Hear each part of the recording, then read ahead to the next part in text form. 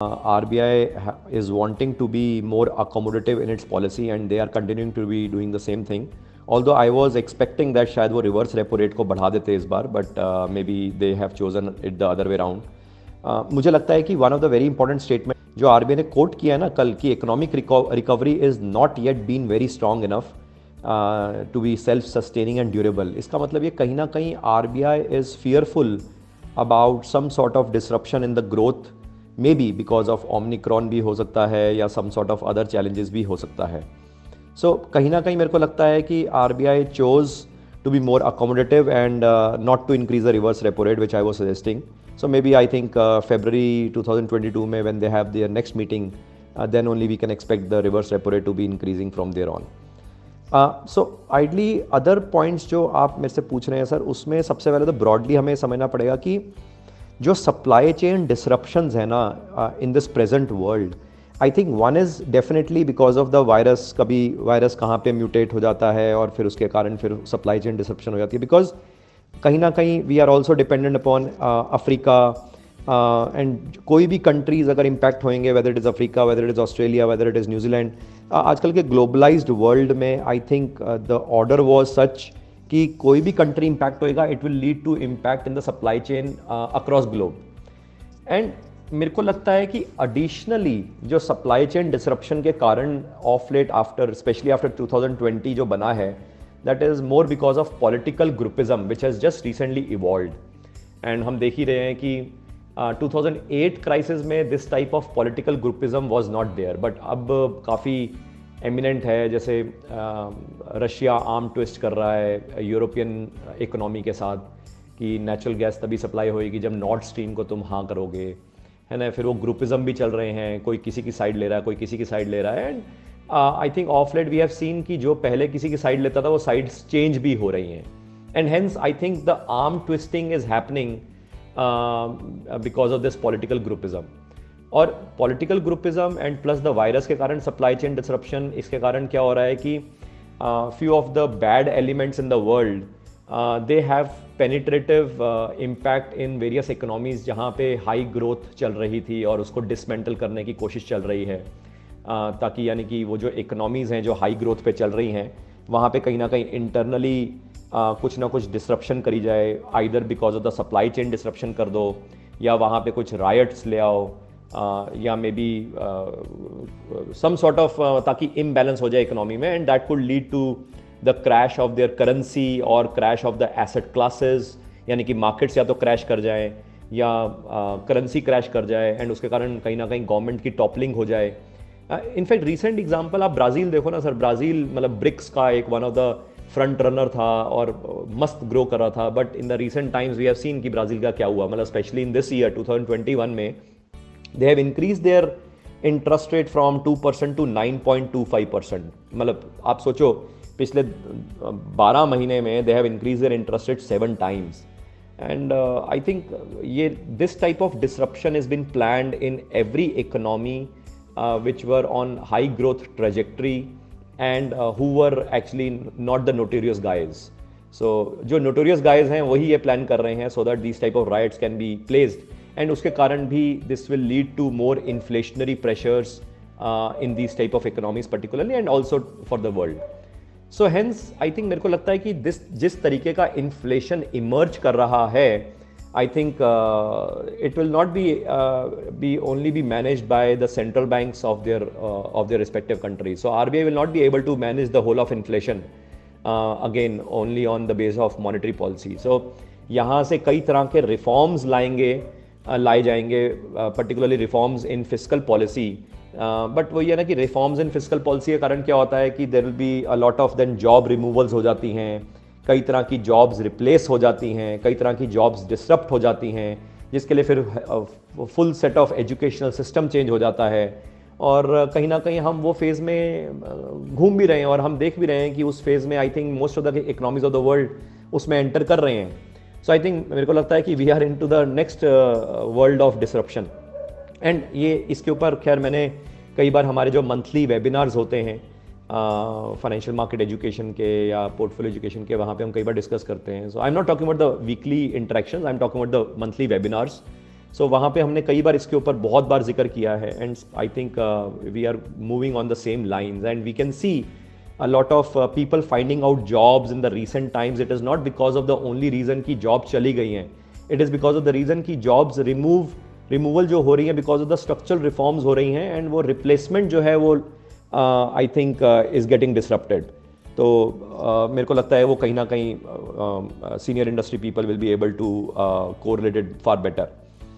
अब but obvious है bank deposit rates तो सर देखो मेरे को ज़्यादा उठते हुए दिखते नहीं हैं. Although the benchmark interest rates might rise because of the inflation taming, but inflation tame करने के लिए बेंचमार्क इंटरेस्ट रेट को बढ़ा दिया जाएगा, मगर मेरे को नहीं लगता कि बैंक डिपॉजिट्स रेट्स कुछ ज़्यादा बढ़ेंगे.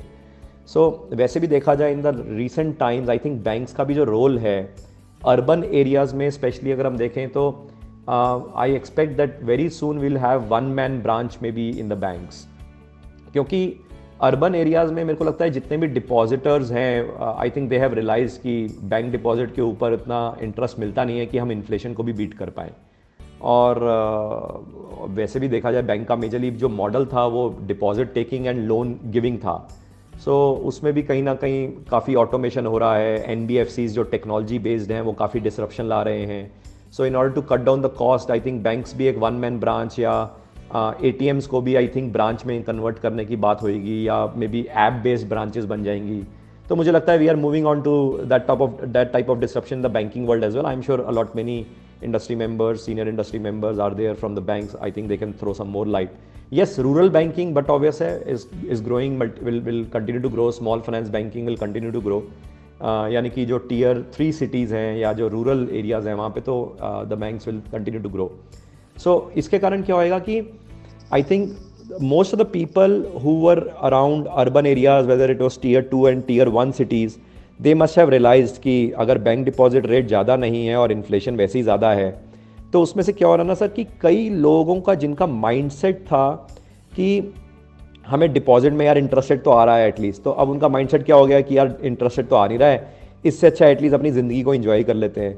यानी कि या तो कंजम्पशन बढ़ेगी which is good for the economy, यानी कि जीडीपी ग्रोथ होगी, या सेकंड क्या होएगा they will move to the riskier assets जैसे आपने जिक्र भी किया. So it will move to riskier assets including equities etcetera etcetera. So, जैसे कि a lot many people they have started to travel, they have started to consume, तो क्योंकि उनको लगता है कि यार इंटरेस्ट रेट तो उतना ज़्यादा आ नहीं रहा है कि it is not worth to save, so it is better to consume and it is also good for the economy. तो यानी कि गवर्नमेंट कहीं ना कहीं एक ऐसी पॉलिसी साइड पे मूव कर रही है कि किसी तरीके से जो लोगों का पैसा जो बैंक साइड पे पड़ा हुआ है उस पैसे को या तो वो कंज्यूम करने लग जाएं जिससे जीडीपी ग्रोथ हो जाए, या फिर वो इन्वेस्ट करने लग जाएं जिससे एक तरह से हिंदुस्तान की मार्केट्स की इमेज और अच्छी दिखे वर्ल्ड में, ताकि वर्ल्ड से और पैसा इंडिया में पोर इन हो. सो मुझे लगता है कि इन्वेस्टमेंट वाली जो चीज़ है जिसमें काफ़ी लोग जो इन्वेस्टमेंट में कूद रहे हैं, so that will bring another disruption. और वो डिसरप्शन ये है कि जब इतने लोग इन्वेस्टमेंट साइड पे कूदेंगे तो बट ऑब्वियस है उतनी नॉलेज उनको है नहीं, एंड समहाउ वो किसी के कहने पे या तो सामान खरीदेंगे या किसी मीडिया चैनल पे सामान खरीदेंगे या किसी ब्रोकर सब ब्रोकर के कहने पे सामान खरीदेंगे, तो अपनी इंटेलेक्ट वो लगाएंगे नहीं.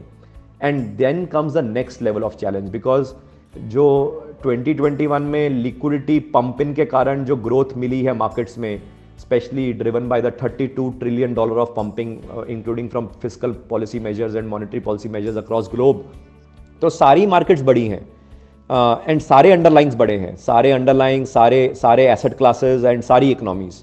बट अब ऐसा नहीं रहेगा because now this liquidity has to be pulled out. And आप सोचो कि सिमिलरली लिक्विडिटी पंप इन 2007, 8, 9, 10, 11, 12 तक होती रही लास्ट टाइम जब ग्रेट फाइनेंशियल क्राइसिस आया, तो तब कितना बड़ा जॉल्ट लगा. सो जो यूफोरिया मोड था 2004 से लेकर 2008 that never continued. So it was all about volatile situation and choosing the best asset class, right term, है ना, वो सब चीज़ें. तो इसके कारण क्या होगा, जो एक्सपेक्टेशन ऑफ द रिटर्न्स जो न्यू एंट्रेंट्स हैं उनके जो दिमाग में बन चुका है because of the 2021 euphoria mode, और साथ में lack of interested in the bank deposits, I think उनकी एक्सपेक्टेशन हाई रहेंगी. तो उसके कारण आई थिंक मेरे को लगता है कि बहुत चैलेंजिंग सिचुएशन हो सकता है उनके लिए. एंड आप देखो इस टाइम पे जितने भी आई थिंक व्हाट्सएप ग्रुप्स बने हुए हैं, हर कोई अपने टिप्स दे रहा होता है. कोई कह रहा होता है टाटा मोटर्स लुक्स गुड, कोई कह रहा होगा बिटकॉइन लुक्स गुड. मतलब लुक्स गुड मतलब आइडली खुद पता नहीं खरीद रहे हैं या नहीं खरीद रहे हैं, मतलब लोगों को एक चस्का लगा रहे हैं, और दूसरे लोग जो उस ग्रुप में होंगे वो पता लगा खरीद के बैठ जाएंगे और फंस जाएंगे, मर जाएंगे। या कई लोग जैसे स्टॉप लॉस के साथ शुरू हो जाते हैं, ये स्टॉप लॉस के बेसिस पे खरीद लो। अरे भैया स्टॉप लॉस की तो मैंने साइकोलॉजी ऑलरेडी बताई है। मार्केट में जब सारे लोग स्टॉप लॉस के साथ ही खेल रहे होते हैं तो मार्केट के जो बिगीज हैं उनको भी पता है कि सारे रिटेल इन्वेस्टर्स जो हैं स्टॉप लॉस के साथ कौन से स्टॉप लॉस पे बैठे हुए हैं। तो मुझे लगता है कि the whole set of idea of investing needs to be changed. अगर वो चेंज अभी नहीं किया ना sir, so it will lead to a lot of disruption in the financial wealth aspirations of various people. And मुझे लगता है कि the sad part additionally is that every institution is entering into financial education, और हर एक का purpose क्या है कि फाइनेंशियल एजुकेशन के नाम पे एक तरह से बस इसका सोर्सिंग ऑफ वेल्थ हो जाए, एंड ताकि हम अपनी अपनी ब्रोकरेज या कमीशन कमा पाएँ। So that is I think some sort of sorry stage जहाँ पे हम पहुँच रहे हैं। बाकी अल्टीमेटली अगर मैं यूँ समझूं कि इन्फ्लेशन हालांकि हिंदुस्तान में ज़्यादा है, but as long as GDP growth is more than the inflationary growth, I think real GDP growth तब भी है। सो तब तक तो खैर इनहेरेंटली इंडिया के लिए चैलेंज फिलहाल नहीं है।